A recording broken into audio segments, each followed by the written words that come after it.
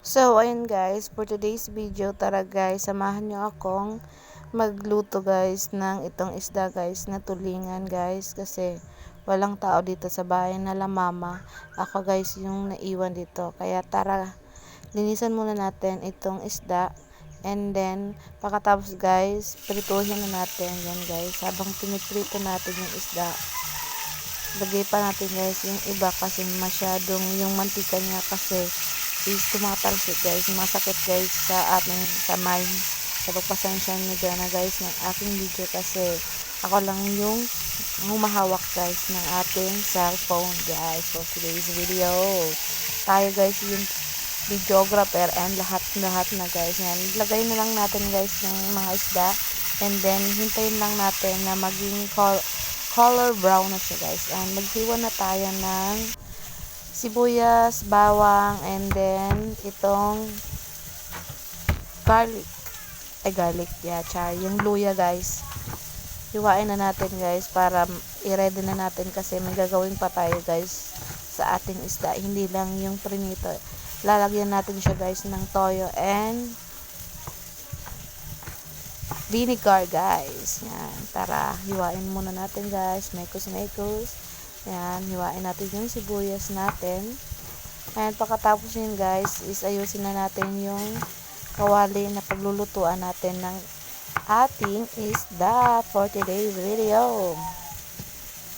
Yan guys, yan na yung ating kawali. Mainit na, nilagyan ko na guys yan ng mantika and mainit na rin siya guys, kaya nilagay ko na guys yung mga sibuyas, bawang, and luya and minekos na natin yan guys. Hintayin natin siyang maging color brown, yung hindi naman masyado guys yung sunog, yung tamang tama lang guys. Yan, mekos natin.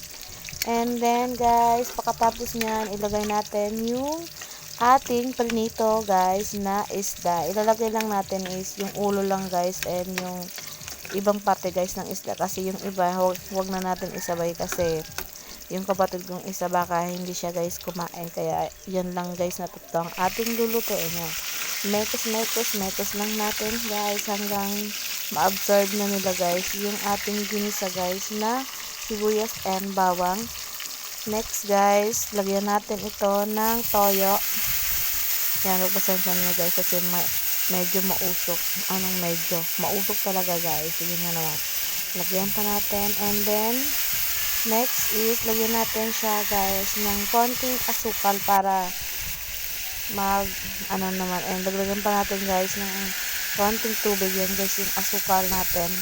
And next na natin, lagyan natin yung konti lang, yung sakto lang guys, yung matamis and naglalaban yung tamis at yung yung tawag yun, basta guys yung asim. Yan, lagyan natin guys siya ng suka para ready to eat na tayo guys. And hintayin lang natin siya guys kumulo and tikman natin kung okay na ba yung lasa. And guys, ito na guys yung finished product. Tara, prinitong isda with may sauce na siya guys, kaya mapakasarap. Thank you guys for watching.